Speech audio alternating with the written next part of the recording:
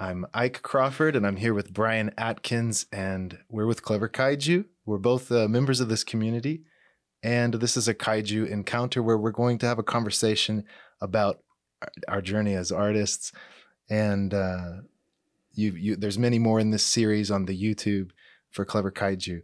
But today I'm with Brian Atkins, and go ahead and introduce yourself. Yeah, no, well, first of all, thanks for having me. This has been a ton of fun coming down here to see you guys. So I'm Brian Atkins. Been doing comics for over a decade now, and more recently been getting more into instruction and teaching with, I'm the head instructor at KaPow Comic Arts Online. Also been teaching for Webster University. And, but yeah, that's kind of me. Found out about, I don't know. I got the invite for Clever Kaiju probably last year. I think it hasn't been all that long. I think it's been a year. Yeah. Yeah. So I met you at least at CaveCon, but I think there was one before that you had gone to, maybe like a RubleCon or something in Springfield. Definitely wasn't in Springfield, but yeah, I definitely remember. Yeah. Because I think it was up, it might have been up in St. Louis. Yeah. Those are the more the smaller ones that I've been to. So this would have been 8 years ago, maybe? Yeah. And I would have been like a year into making comics. And at the time, I know you had Family Graves, an indie book you were doing with a writer. Yeah. And I remember seeing that and thinking, wow, this guy's got good chops. And that was even, a while ago. I'm like, wow, this guy is good. But I haven't gotten better, but no. So I was doing, I've been working with Tim Bach. He's my writer on Family Graves. And so we did the first run of Family Graves. Yeah. I mean, it was back then, he was with me at CaveCon. And so we did Family Graves, and then, so we did that as like a 4-part miniseries, and then I went and did some other creator-owned stuff with like Final Street. And then after that, stepped over, did some work for IDW, some movie tie-in stuff, and then some G.I. Joe after that. And then now I'm back on Family Graves. So the last time I saw you, I was on Family Graves. I'm now on Family Graves again. You're the link. That's what it is. I'll just not see you for a while, then do some more Family Graves, and we'll have to meet up. Right. Yeah. And you have just such a wide range of experience from indie books that you got your start on, and then different publishers. Like I know Family Graves. I think it's Source Point that you're through for them. Or? Yeah. So we went with. They teamed up with Comics Experience. So I used to work with Comics Experience as well, and they also do some instruction online.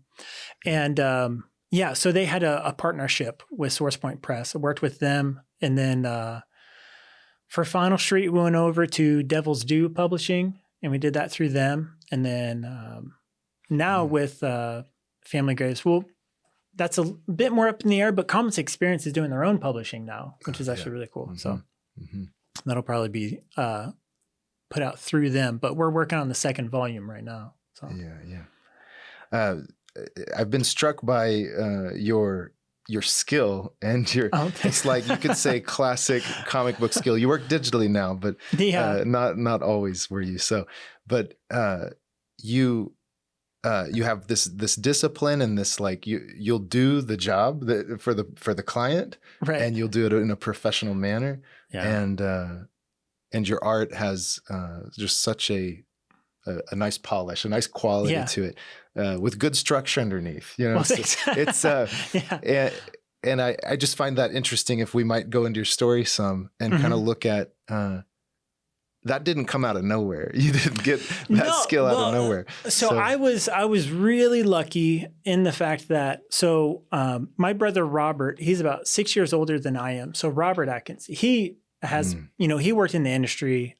He was already in the comics industry. He'd worked on some G.I. Joe and some stuff for Marvel and things of that sort. And so I was looking to start getting into children's book illustration. That's originally what I was wanting to get into. Yeah. And how old were you then? Well, I was probably 21 or whatever. And how much older is your brother? Was he was already working in the industry? So he was already working on the industry. He was actually, I think he was working on G.I. Joe at the time. Okay. So you saw from your vantage point what that was. I was like, oh, he does comics. That's not a me thing. Yeah. And so whenever, so it was like the first year of C2E2, he was like, hey, why don't you come up and table with me or whatever? And I was just like, I'd love to go to the show. But I was thinking like, oh, I'll walk around. And he's like, no, I mean like table with me, and like do commissions and stuff. And I hadn't worked on anything, right?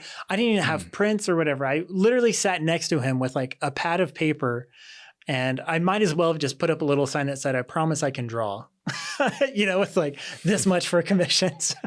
And, but anyway, I had a good time with him. I mean, we just had a blast. I did some commissions, did some little like sketch cards for people.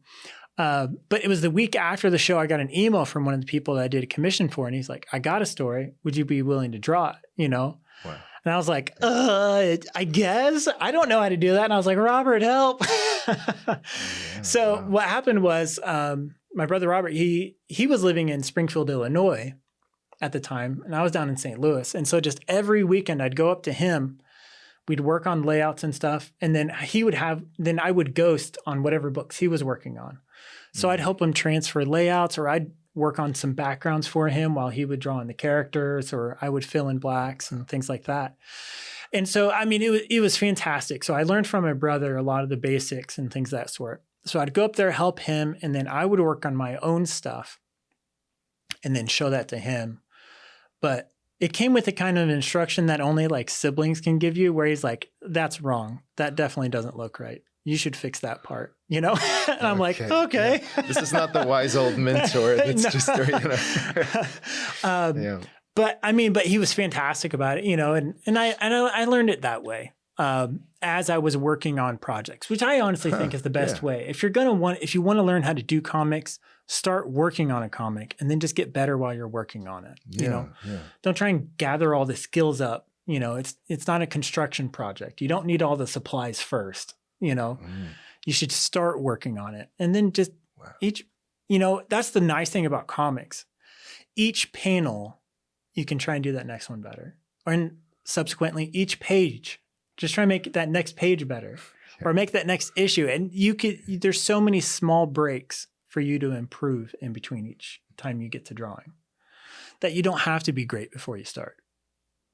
Yeah, because my experience is somewhat similar with, for me though, I didn't have anyone asking me to start it. I'm just like, I need to do it. I've got a career, a day job, and I need to get into, I've just decided it's time for me to find that so much more impressive. Like me, I was like, I want that money. Give me that page rate. How much did you say you're going to pay me to do a page? I got to finish that. Yeah. But just being like, oh, I want to do this. I just got to get it out. Just do it. Yeah. And then just the getting better while you go, like while you're working through it. And that's been obviously my experience too. You never stopped this. I find this interesting that you saw yourself, I guess, as a children's book illustrator. This is what you had in mind. You were in school for that, right? Yeah, I was. And then someone approaches you, hey, I'll hire you to do this. And then the snowball's going downhill. I've never done a children's book. I've done some character design and stuff for some projects, like children's book or children's illustration stuff or whatever. But I never did it. I got this first issue.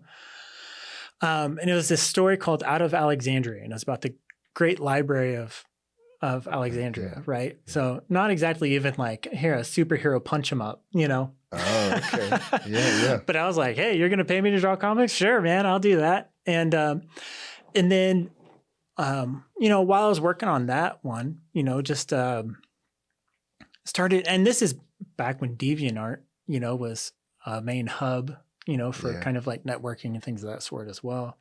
I was working on these pages, putting them up on DeviantArt, going to conventions, and just talking to writers. And honestly, for me, that's been the greatest source of networking, is just finding writers. Mm-hmm. And you were doing that from the start. I find that interesting too, because I think more people are catching on to that idea that like, don't wait for the gatekeepers of a big publisher, but how does the market actually work and how you can really get started. But you were doing that, from the start. Well, it has changed so much how you get into a position to draw comics, even now, let alone regularly, but just even to get, someone to bring you on for a comic, used to be you could track down editors at conventions, that's not the case anymore. They don't really show up too much. And if they do, they certainly don't present themselves as an editor for a book, a lot of times they're just walking the show, talking to people that they already know. And then, so like nowadays, everyone, the accessibility to get a book or something you made out there, there's just the gatekeeping, that's keeping you from getting into it went from a stone wall to like a picket fence. If you want to make a comic, you can make a comic now. You can get it printed, you can go and put it up online, things of that sort. And so the barrier to entry has a lot more to do with what you're going to do with the comic after you make it. But you can certainly make a comic. No one's stopping you. But, finding other people that are very passionate about a story, that want to see it through, want to see it made. Talk to other artists, talk to other writers, You don't have to wait for the publishers anymore. I'm struck by the confidence you exude and just level-headedness of like, this is reality. This is what you have to do. And you just do it. Now, I would have a feeling you learned that over time. Maybe you didn't start with that. I popped out of the very gate curious so about much confidence. I was like, you guys don't even know. This is where it's at. No, I think that it was one of those things where I naturally enjoyed talking with other people that were passionate about making comics and that were excited about their stories and things like that. So I've really always felt connected to those kinds of people. So the fact that that's how you happen to get consistent work, especially in a small press or an indie press scene. Now, before that used to be almost like used to be the same as like not even being in the industry. It's like either you were working for a major publisher or you were not a comic book artist.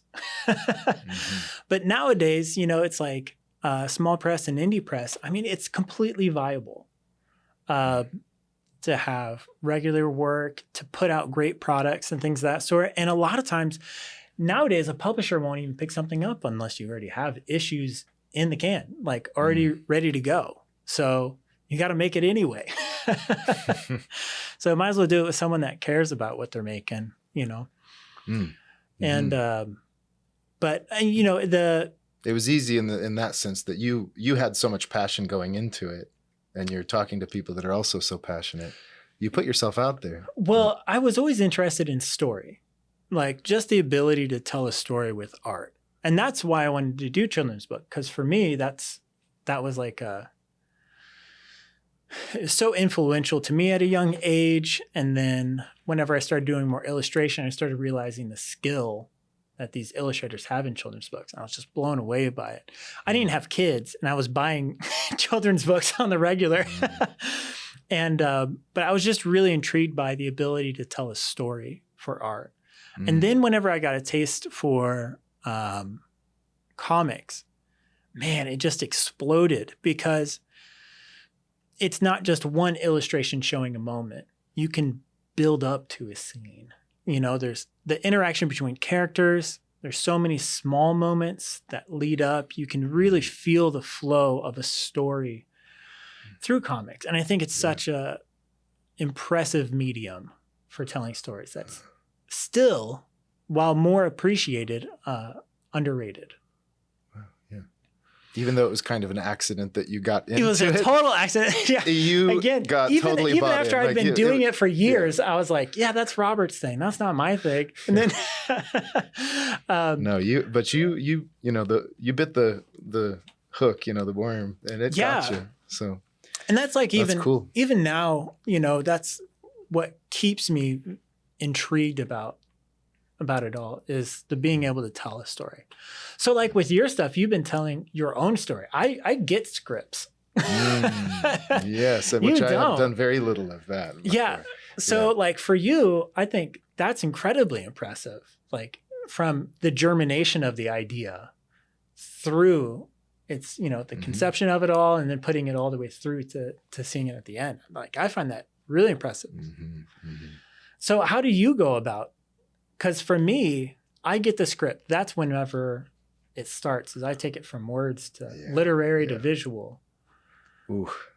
Yeah, it's let's see. Every time I've made one, the process is a little different. But what I would dream of getting, like, because sometimes I'm like, man, I don't know if my stories are very good. I mean, like, it's all on me. It is. I would dream of getting the script that's like Star Wars or like something great where it's like that doesn't exist yet. Yeah. And it's like I read that and I'm like, oh wow, this needs to be made. I kind of like knowing this is a finished good vision, but I don't have that that liberty of doing that. I have to catch some germ of an idea that I'm like, okay, this feels like it could be something, but I don't write it all out first, because then I'm just going to be a writer at that point. I don't think I could keep up making comics if I'm just like, I'm going to stop for a year and write. So like with First Son and Sword, it's the picture of this man and this like super powered boy battling and stuff. And I'm like, that's a thing. They feel like they could be something big. So yeah, for sure. Yeah, it's by feel. Yeah. Would you ever, so have you ever done like any like mini comics or like small page stuff where you've collaborated with other creators? Just one. Yeah. Just the one? Yeah, just one. Yeah. What part did they do? Did they do the writing or the art? Oh, yes. I've never written for anyone. I drew for a writer. Oh, okay. Yeah. All right. Yeah. Yeah. Cause like for me, like, of course, as like most creatives, like I've got a folder of ideas. I'm like, that'd be a cool story. And then I'm like, meanwhile, take on, scripts or little stories and stuff for people. And making time for yours has got to be a challenge when it's so funny because I feel like if I were to do it, I'd have to write a script. I'm so used to working from a script. I don't think I could just take my idea and start running with it. Yeah, I could see that. But with it being maybe like the first time me doing that, I think that'd probably actually be a good idea. I can to just roll with it. Yeah, make it up as you go. Yeah. Yeah. Because always when I get a script, I never think of it as finished, even if the script is technically finished. Because the writer comes with an idea, right? And then a lot of times, and this is something that I'm going to talk about, even in that first class, talking about I think the transition or the translation. Yeah, between for the Kaiju script. Labs, the 4-part course we'll be doing in the I'm fall. actually really excited for that first one. It's not something that most people talk about, going from the script to a visual, because there's a big step that happens there. I mean, it is the step that happens. That's what makes it a comic, is translating it from the literary to the visual. What most people don't seem to think about is that a reader only has so much energy.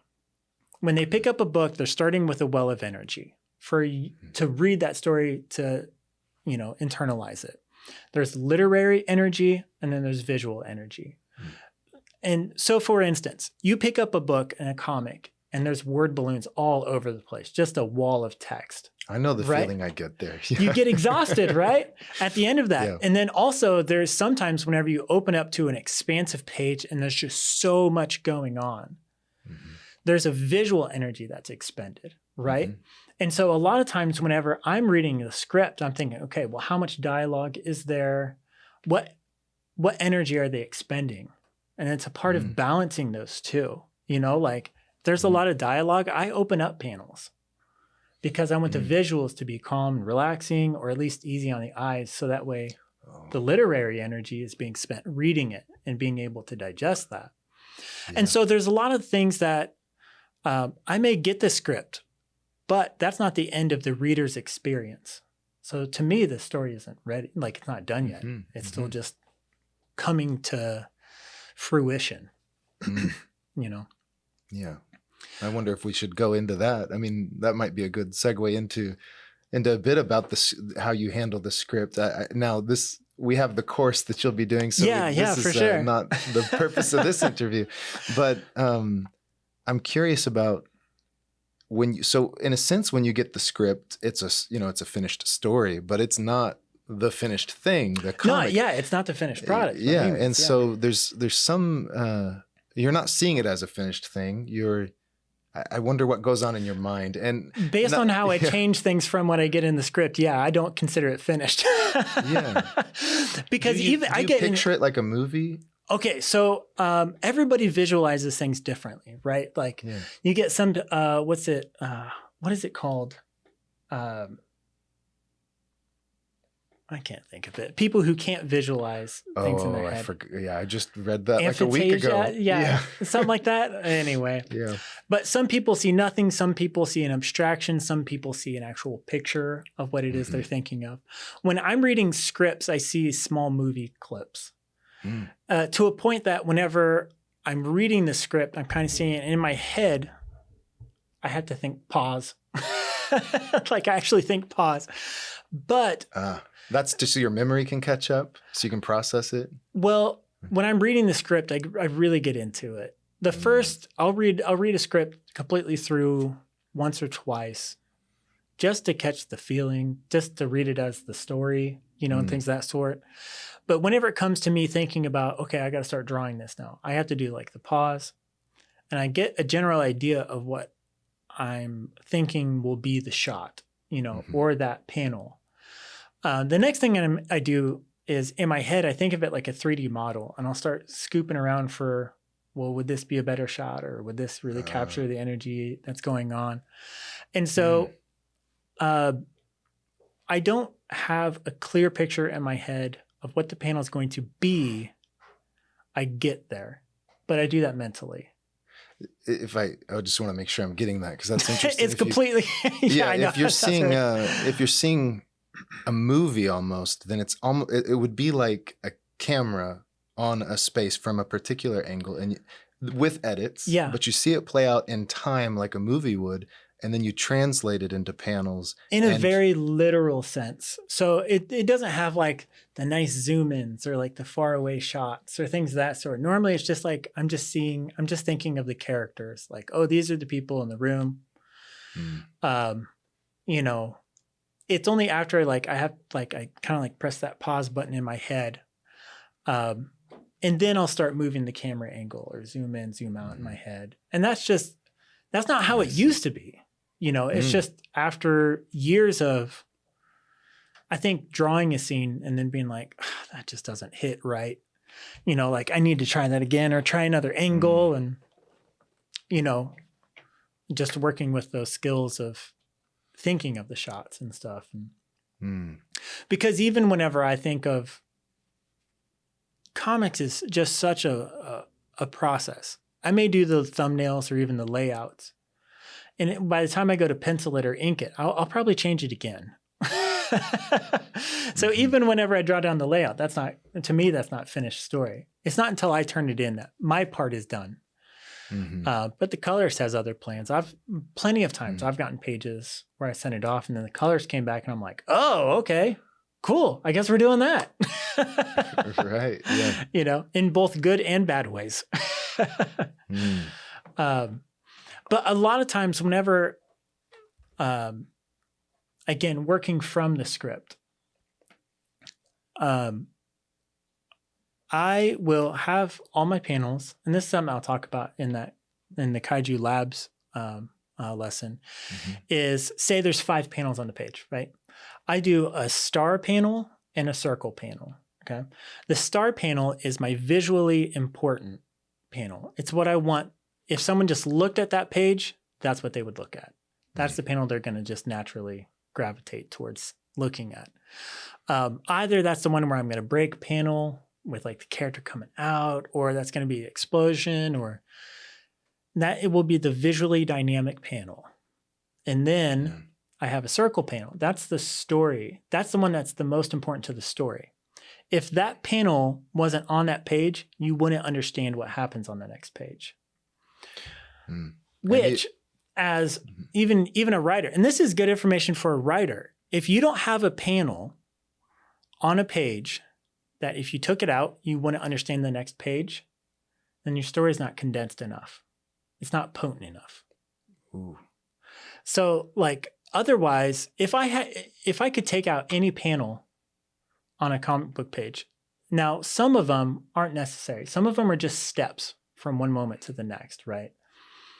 But there should be at least one panel on your page that's so important to be there that without it, the story doesn't track, right?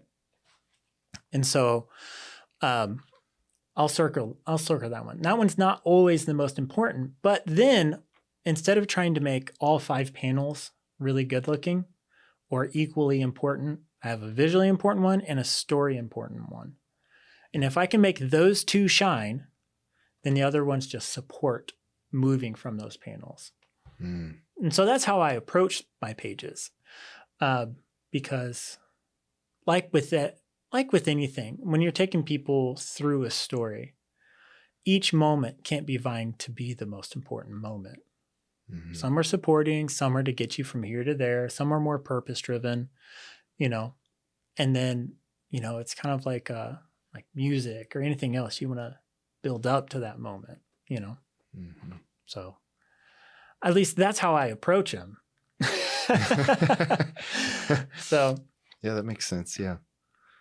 This is a nice kind of breakdown of, you make it simple for people. It's like, you're really good at teaching. You're really good at explaining and laying out, and it's coming from, it's not like, it's not empty of meaning. It's not like just a canned response. It's like, this is from your experience, and you didn't start that way. Again, no. Like I mentioned earlier, you've developed to that point, and you've made sense of it in this way. And it seems really helpful. Yeah. One thing that I think is criminal almost is how many tutorials there are online for how to draw great abs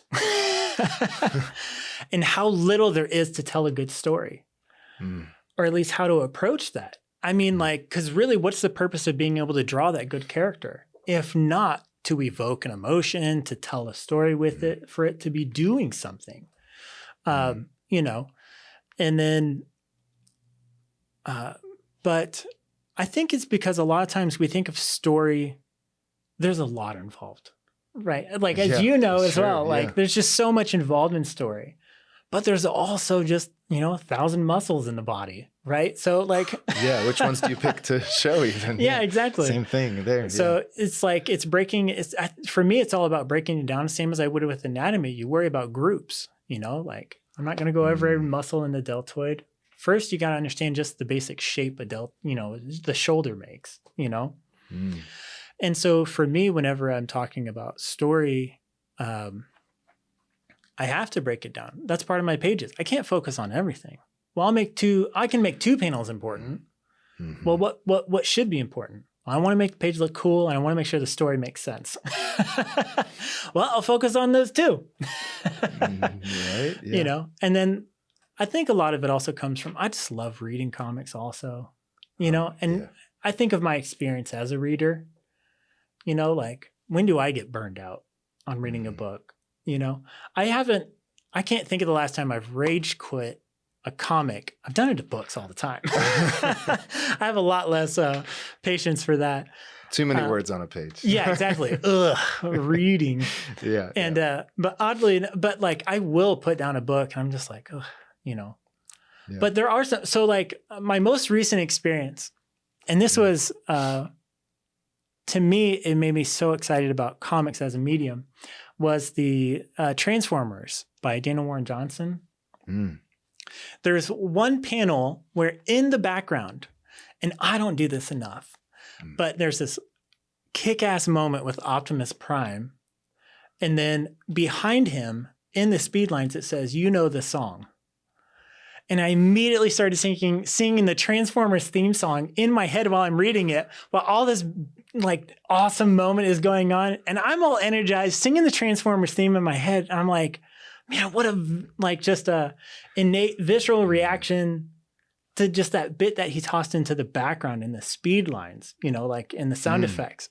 that's a whole area that I haven't even played with as far as like as an artist bringing that in. But it's like, he knows you're reading Transformers. As a fan, he knows what you're going to do. If he says, you know that song, you know that song.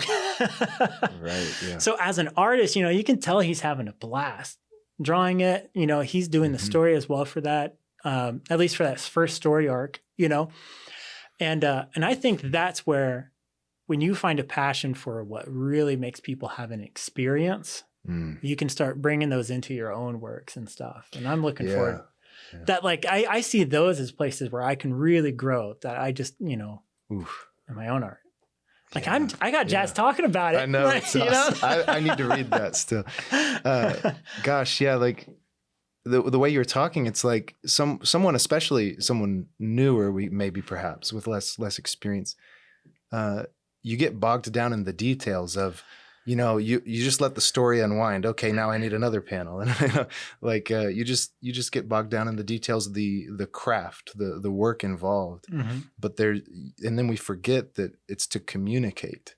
This is communication to another mind, like across this medium, from me to you, you know, and that's what's, you know, exciting about it, is what's possible there. Yeah, absolutely. I mean, you're totally right there, like where you're trying to communicate, you know, and I think that's where people who are new to comics or are new to telling stories, you need to know when you really got to put in the effort. You can't put in the effort on everything. You just can't. You're going to burn out. Your work is going to feel burned out. You got to find and know where the places are for you to go into autopilot. So for instance, like, so I professionally did inking for a long time. That's what I did mostly on G.I. Joe for IDW.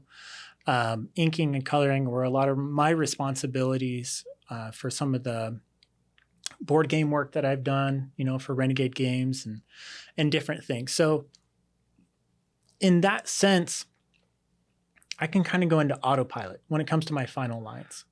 I've put down the 10,000 lines, so I feel comfortable. But whenever I go to do layouts, I can't do anything else. I can't have music on. I can't have, you know, a movie on. Nothing. It's got to be just me and that script, and we're gonna wrestle it out until I tell that story, you know. And that little 5x7 layout that I do, I mean, that'll take me almost as much time as it takes me to ink the page, you know. Yeah, I was thinking, you know, like the inking, the stuff that you can memorize, kind of do automatically. Yeah. It, in a way, that's the background, you know, that's for the communication to occur. Yeah. And then the script part, which can be, you know, there's a part for all of us, and that's probably the one for all of us. There's a part that's really frustrating, but we need to remember that that's the part where you get to communicate. This is an opportunity for creativity to occur, for communication to occur. Yeah. Well, I think so many people don't seem to realize that there are so many different styles, visual styles, that how you tell a story is so much more important than how it looks. You know, now your ability to be able to draw things, that can hinder the story you can tell. If you can't draw an upshot, when the story would best be served with an upshot, whether to amplify the drama of that moment or whatever it is, or to connect you with the characters, then that's going to limit you. That's where you need to work on those moments, you know, those skills. But, you know, if you don't draw, you know, like the people who are drawing the big 2 books, you know, for like Marvel and DC and things of that sort, that's totally fine. Not everybody wants that. Yeah. Guilty. Yeah.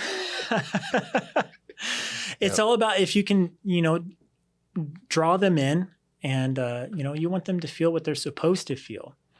And that's different for every story. Like, for instance, I've done the superhero stuff. I've done some obviously historical stuff with like that great, you know, Alexandria back in the day and things of that sort.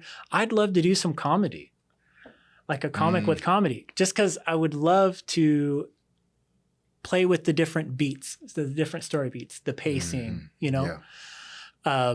it utilizes a lot of the skills that I have, but I haven't done that before, you know? Yeah. So I see those, for me, those are what's hindering my ability to tell a story is my inexperience with different genres. So I would like to work on that. I'd like to play with that. For other people, maybe, well, how do I do 2-point perspective? Which is probably as intimidating to them as it is for me to completely switch genres. Right. Yeah. But that's what you got to work on if you want to tell a different story. You know, they're just skills you got in your pocket, you know, to toss out there. Because like for instance, you're doing, your story now, and that's kind of like a lone wolf and cub, you know, where like you have that older guy and, you know, the young protege or like, are there any genres that you want to play with or other places you'd like to go? Not with that story, but different stories. I guess something more like real world drama, you know, character driven piece. That'd be fun. Because a lot of my stories, they were bigger concept. It wasn't as much development for a character, and it definitely wasn't like a real world kind of romance or drama or something. Right. So yours is more like it's a period setting. Yeah, this one. Yeah. What challenges does that bring fantasy you? as well, but yeah. Okay. Well, yeah, that certainly gives you the leeway, a little bit of leeway. Yeah. No, I try to keep my eye out all the time. I mean, before I even started the book, I filled up some sketchbook pages, not the whole book, but I filled up quite a bit with just looking up ancient buildings and, you know, clothing, what commoners wore. I mean, it's amazing what. You can't just go to what's in a video game or what's, you know, a movie. Yeah. Like, that's an important what's the world thing. going to feel like? Yeah, whenever you start looking at different references, they took an artistic direction with the reference. It's not what they were just grabbing that was like, oh, this is how things actually work. No, this is their interpretation of what was going on. Yeah.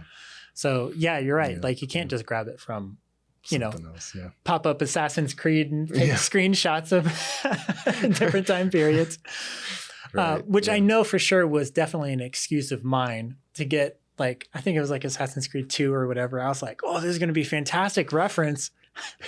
Like I actually used it for reference. I'm like, no, I got to stab people and that was fun. Yeah, right, you know? right, yeah. But that's one thing where I find myself more and more. So like I listen to audiobooks a lot. And when I'm listening to audiobooks, that's when I get that movie in my head scene. I think not from drawing comics, my ability to jump into visually, like in my head, seeing a story. I think that came from me just listening to audiobooks all the time. The story you're hearing, you visualize like just kind of by accident. Yeah, exactly. Yeah, okay. You know, and because if I'm watching a movie and I'm trying to draw, you know, like my eyes aren't on, like my ears don't have to be paying attention to what I'm drawing. But, you know, as soon as I put on a show or movie or whatever it is, you know, like I'm looking up and I'm not drawing, I'm not being productive. So I mainly fill my time with audiobooks. Wow. I mean, what's weird about that, I mean, interesting to me is most of what we consume these days is so visual. But if you're always looking at the visual, are you using your imagination versus if you like listen to a book, which then you're not even using your eyes, like you're not reading it on the page. You can try to imagine, you can try to like envision, which maybe we're going to lose that skill to some degree is what I'm wondering. But I don't think so. I think it's tied so closely to how you feel about like a story that comes across your way. You know, like we were talking about this earlier, right? So like when you're trying to do a drawing, you come across a feeling for what you want that character to be doing or what that pose should be, right? And then it's a matter of trying to capture the feeling as opposed to tracing what you have in your head. Oh, I see. And so like, I think the same thing happens with story as well, right? So like I'm just consuming story, you know, audibly. And then I translate that into those feelings. And for me, those become visual moments in my head. You know, but I realize that's not what most people's experience is. But at the same time, it's about sharing that experience, like we said, communicating that story. And and this is one thing that I do want to stress is that it's not about a volume of work. It's not about having a full comic book drawn out. You know, you take the 3-panel comic strips. People have very strong reactions to those, you know, like emotionally, either humor or whatever it may be, right? Yeah. Story is potent. You don't have to be able to tell this grand story. It's just about finding that bit of connection, that common moment, you know, that people may have where you get to connect with the reader. So. Mm-hmm. Clever Kaiju has always been about artists pooling together to accomplish things, to create a platform where we can do our best work and become the best version of ourselves. And to that end, we are excited to announce Clever Kaiju Labs. We have experienced instructors who would love to do what they love with us, where each of us can learn new skills and build the DNA of our community. We're starting off with a 4-part course with comic art visual storytelling with veteran comic artist Brian Atkins. Hi, I'm Brian Atkins. I am a comic book professional. I've been working in the industry for over a decade.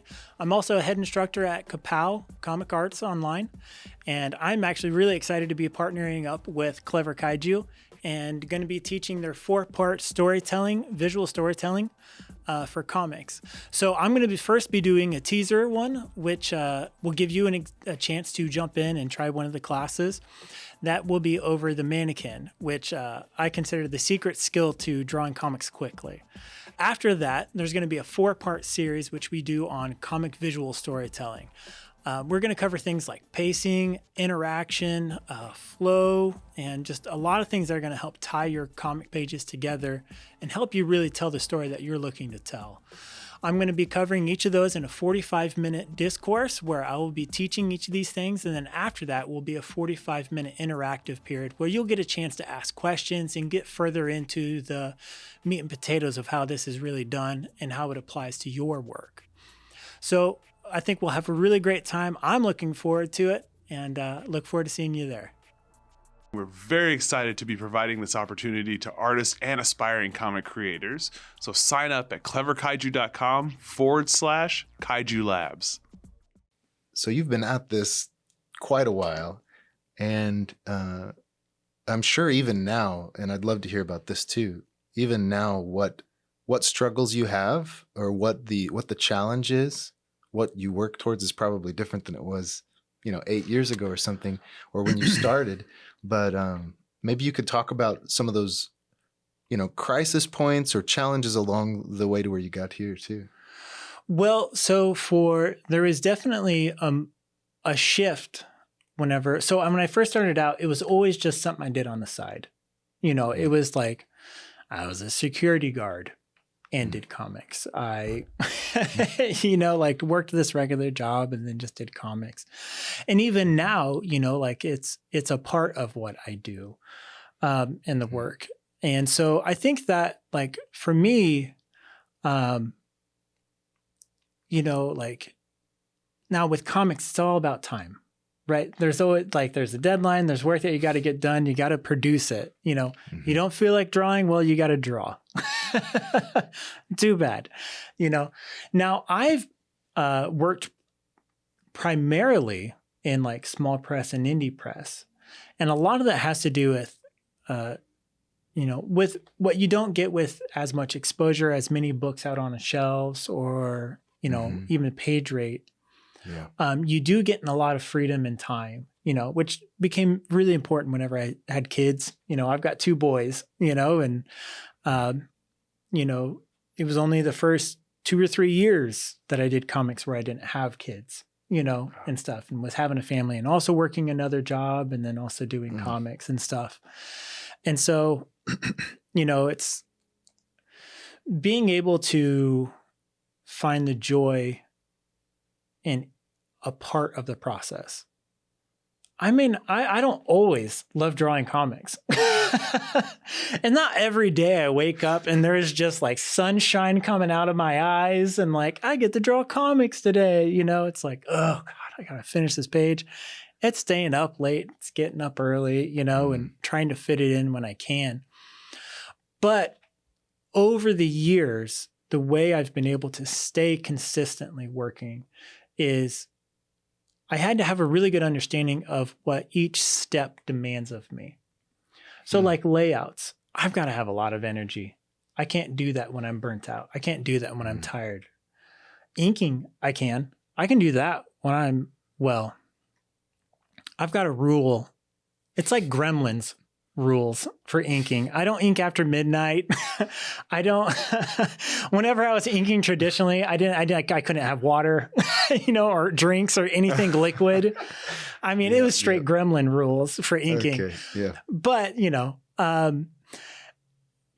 understanding like what you do, what part of the process you do have energy for, I'm not always in the mood for layouts. I'm not in the mood for doing pencils or whatever it is. So, like some people, they'll do layouts start to finish on an issue. And then they'll go all the way back to the beginning, do pencils all the way through, and then do inks, or, however many steps of the process you're in charge of doing. I could never do that. I felt like I was starting all over again. I was exhausted. I just did this book. And I felt like I was redrawing a book 3 times, because I would do layouts, then pencils, and then inks. Yeah. So finding out how the process works for you, that was a big thing for me, or finding out what I had the energy for. Because I realized each one had different demands, Okay. You really have to manage yourself. Like you, the artist, who needs, care. Yeah, exactly. I'm my own little pet that will die on any moment. I'm the goldfish, Yeah. Right.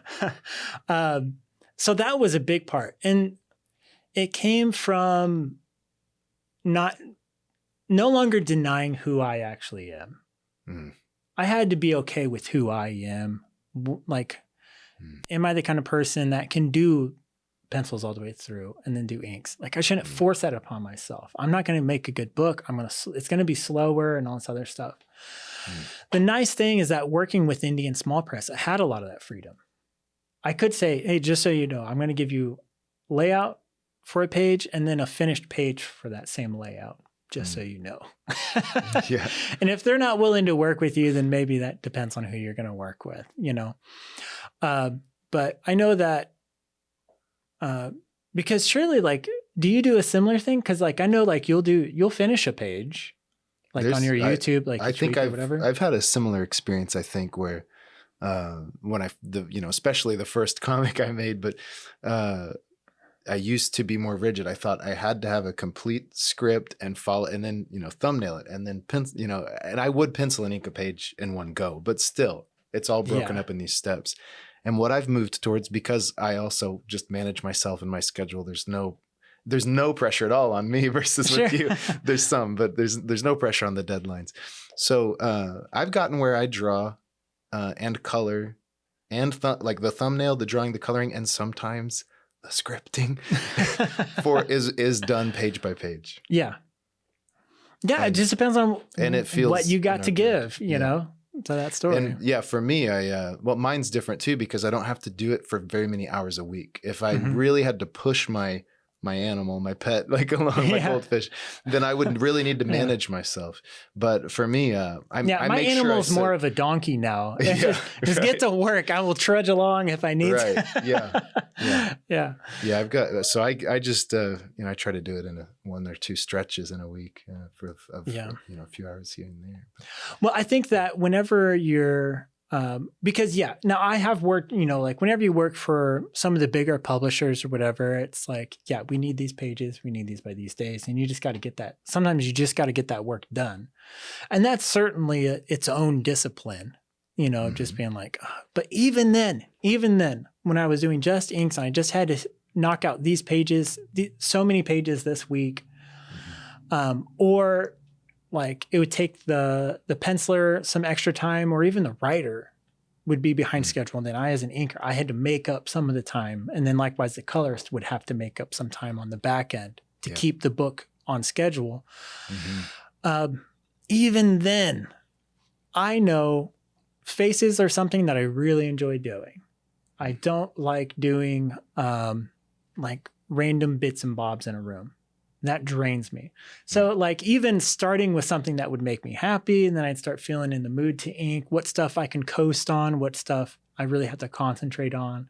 I enjoy faces, but I have to concentrate on them, because they got to be just right, Yeah. And so even within each realm or each step, understanding your relationship with the art, becomes important. And the only way you'll know is by putting out art. This is such an internal and personal like thing that people have to go through, and we tend to work alone too. And to do that with such a pressure and such a necessity of looking inward, right, and working on yourself and working on your craft. Yet that's not all that it is, especially if you're trying to work in comics and not just do your project on your own free time. But even for me, where it's more my own project, it's more than just drawing the page or developing my craft. I need to be in relationships with other people and connect, and this helps fuel and it helps enrich this animal, So I'm curious though, because like for you, especially like over the years, I imagine there were some struggles with, am I, how much am I networking or out of my shell, or am I, is this really an internal thing?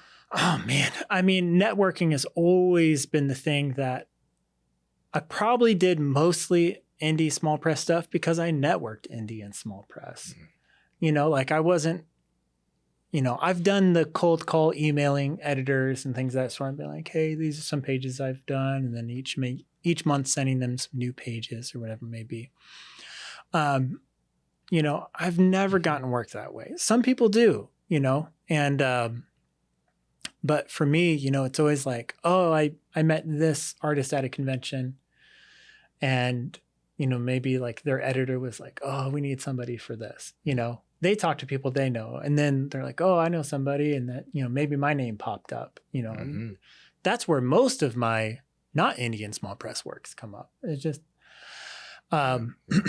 which it's so interesting because like when you think like, oh, artists, where are they great at? And it's not always like talking to people and being personal and relatable with everyone.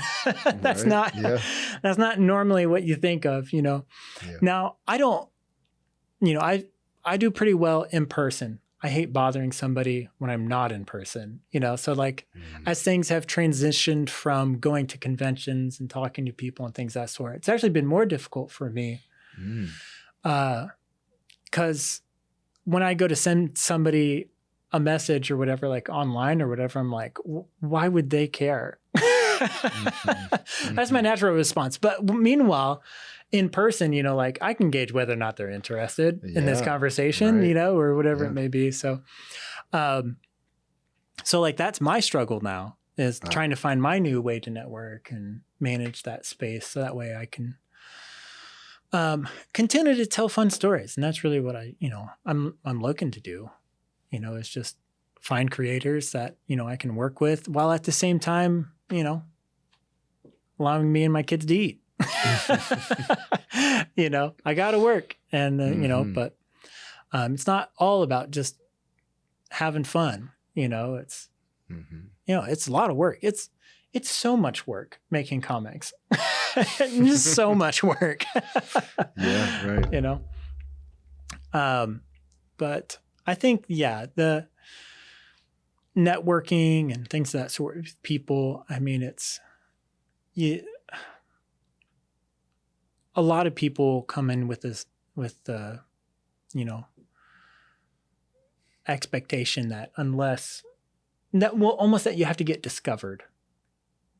You won't get discovered. You'll get to know people. You have to create art. They'll see your worth, and things of that sort. It's about building that community, and that's one of the reasons why I think Kaiju is fantastic. The Clever Kaiju is very active, and you've got people in completely different states of beginning their art journey, to people who have been doing it like myself for, 12 plus years, or so. And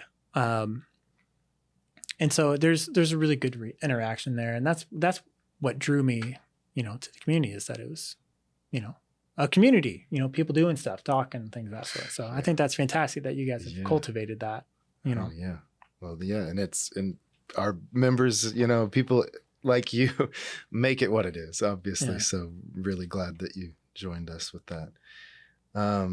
And you'll be joining us with Clever Kaiju Labs, where you're going to be teaching some courses with us online. It'll be over Zoom, like once a month, 90-minute sessions. Half of that's instruction, and then there's like a hands-on or demo portion with people. Yeah. But that's new for Clever Kaiju, but we're glad to start that. People like you, and we have others that will be, joining the ranks, but people like you with lots of experience teaching that can bring that to our own community. And so I don't know if you want to talk a bit about teaching or. Yeah, absolutely. So so whenever I jumped into Clever Kaiju, it was like I would do these demos and I'd have this art that I would draw because I draw whenever I'm teaching like for KaPow or even for Webster University or things of that sort, I'm always drawing my demos or whatever, and I just have these sheets that like I make up while I'm drawing these classes or whatever. Yeah. And, toss those out there for, people like on my social media or on the, Kaiju Discord and stuff. And that was something where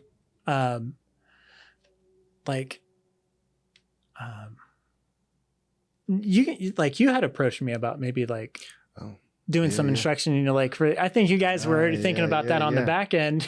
And then I come in there and start throwing out hey, I've been teaching. These are demos I do. And you're like, hey, you teach? Yeah, they looked great, but it's not the same. Just getting like the sheet, we're like, okay, there's a lot going on here. We're sure there's a lot of knowledge. Yeah. We want more. So yeah. Cool. Well, it's great. And I think that's one thing that's really going to be nice is even just the format will be really nice. Like 45 minutes where, as you guys can tell, I like to talk. But I'll get 45 minutes to explain the points or whatever and kind of do those demos, talk about it. And then, we'll have a quick break. And then, that'll be that extra 45 minutes where you guys can ask some questions and get that interaction. We can go more in depth into specific topics that, people are really needing that extra little bit, of instruction in that. And I think I think it's a really nice format and I'm excited for that. Yeah. The teaching thing has been relatively new for me. I've only been doing that for about the past, 2.5 years, mainly as the head instructor for KaPow, which has been great. But then before that, I taught some classes just for fun, like at some community centers around St. Louis. Yeah. Just did like I think it was like drawing for comics and cartoons, and it was for kids. And it was fun. And we would just do three panel strips, and then I'd have them develop characters and stuff. And man, kids got some crazy ideas for stories. It's just unbridled imagination, that is not constrained with what would be a good story. And so going from that, to teaching adults and, college age students and things of that sort was what I found was great is that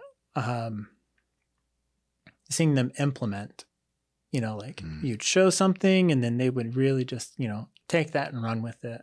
And that was something that was always fun or especially like teaching kids or whatever. That was something where you're teaching almost to like a blank slate, right? Whereas like whenever you're teaching to adults, they take what you teach and it fits within their experience. So what you get back from them is very different because it's already been skewed, right? So like what you teach them, it gets filtered through their experience and what they already know and what they don't know, the connections they've made in their head. And then when they come back to you with it, there are so many different variations about what you thought you were teaching. Whenever I talk about doing character interaction, and that's one of the things that, so we're going to, just a brief overview. One of them is going to be that translation, going from literary to visual storytelling. I'm really excited about that one. I think that's good even for writers to see what's going to happen when they hand over that script, what's going to happen to your story. I think seeing how that's going to work and how that transitions, I think that'd be even valuable for writers to attend that one. Yeah. Okay. Another one we're going to talk about flow. So how to get someone to actually make the story go through the page, right? Like how do you direct them? Eye flow, your composition, how you frame a panel, things of that sort. Just like almost like the nuts and bolts of actually telling a story in a sequential way with multiple panels. And then I think the next one is going to be interaction. This one I think is really important. It's how do you make characters interact with each other? How do you make the environment feel real, lived in, like it's a part of the story as well? Or even making characters interact with that environment, So there's all these different ways that you're trying to tie things together, because only then will you tell a believable story, And then the last one is pacing. So there's so many things. Like, for instance, whenever we were talking about literary energy and visual energy, that's also a part of pacing, right? Knowing when to open up so that way a reader can get through a piece of a story quicker, using multiple panels or smaller panels so that way the reader has to slow down. And this is all about building a nice rhythm, making moments, crafting those.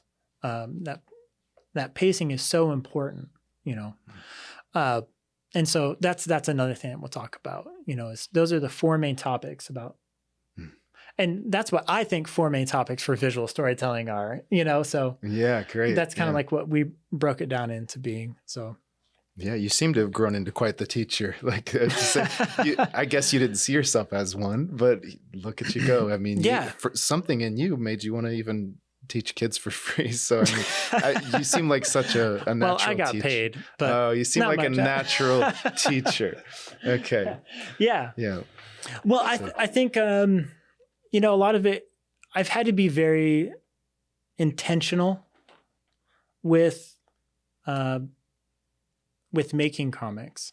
I don't have all the time in the world, like I've got family, I've got kids, I've got, I've had other jobs at the same time while I'm trying to be creative and do this other stuff. So if I'm going to do it, I have to mean it. It has to be intentional. And so a lot of time reflecting on why am I going to make this choice when even when I'm doing my art, because my learning curve, it needed to be steep for me to be able to work consistently. And now, one thing that we talked about is maybe your insecurities or things of that sort while you're doing art. And this, but like when people say like having imposter syndrome, for me, the way that always manifested was I had to put in extra detail, extra work to make sure that my pages look extra polished, because that was my imposter syndrome. It wasn't that I never felt like I had a space. It was just that if I'm going to, well, it has to be as good as these other guys. And so I never felt like I could let go of things. And so where now, and this has come from teaching, and that's maybe one of the reasons why I love teaching is I've gotten a bunch out of it. It's been very self-serving. Lots of extra practice, focusing on the basics, realizing that I need to let go of some things, while putting my energy and time into other aspects of telling a story. And so I get excited about where I go next, and so seeing other people that are also excited about it, like I think for me that it's just a synergy that I get from that. So I think teaching's a good fit for me for that reason. It sounds good for anyone. Like you're going to grow so much. You're going to really reflect on what you're doing. Yeah. Great. Well, what else are you working on? What are you doing right now? Well, so right now I'm working on Family Graves. So that is a creator-owned story that Tim Bach, he's my writer on that. So he created it, and then I've been doing the visuals. We have one trade of it out. That was out through SourcePoint Press. That's just on Amazon. You can find that. And then so we're working on the second story arc. for that right now, Ooh. which I'm really excited about because it's the family graves. It's kind of like The Incredibles, but with monsters. So it's a family of monsters, and then they end up going on these little, like almost like adventures or things of that sort. And this one is witches versus monsters. So it ends up going up into space. It's a wild ride. Oh, wow. Okay. Monsters, witches, space, all this stuff. But I'm really happy with like the art I've been doing in it. The story is a lot of fun. So it's been a great project. Oh, awesome. And so I'm on issue 3 of the 4 right now. Wow. So I'm in the middle of it right now. So that's what I've got going on. So yeah, I've seen some of those pages, I think, because if they have witches in Yeah. them, those are the ones I've seen. yes. So some of the pages, just so many witches, just all the witches. I talk about having to let go, but then you look at some of those pages and you're like, there's easily 1,000 witches on this page. What are you doing? Mm. But yeah, so that I'm working on that right now. Aside from that, just obviously doing my other teaching and things of that sort, which has been fantastic, and I've been loving it. So yeah. It sounds like you'll be working on family graves for a while. yeah, so we'll finish up this trade, and then I'm actually looking to do some of that children's book stuff I put to the side about 13 years ago. Yeah. Are you going to do your own book or? Yeah. So I'd like to go ahead and do some of the stories, and like me and my kids, like whenever I put them in bed at night, a lot of times we do this little exercise where I'm like, okay, who wants to tell a story tonight? One of them will either raise their hand or I will. And then each of us, there's 3 of us. So each of us get to pick a character and a name. And then that person's got to come up with a story. And so there's been a lot of stuff that, just taken from that and just having fun with it. And so looking to have some fun telling my own, doing parts of storytelling that I haven't done before, which is, the writing part of it, and just maybe spread my wings a little bit in that. That sounds cool. Yeah. You finally will get back exactly. to children's books. It what was you a were detour. supposed to do. We'll have another interview in a decade, and you'll be like, exactly. I am a children's illustrator. I used to do comics. That's fine by me. That sounds good. As long as I get to tell a story, that's really what I have fun with. So yeah. It's been a pleasure. You need to tell people where they can find you before we wrap it up.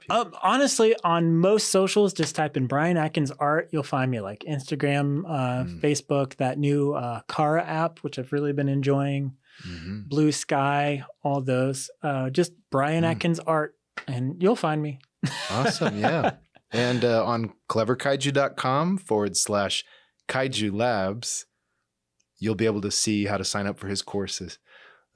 And looking forward to that. So, me too. I think it's going to be fun. I mean, next week is the teaser course. Is the teaser. Yeah. We didn't even talk about that one. That's mannequins. What I think to be the secret to drawing comics quickly is how well you can draw a mannequin.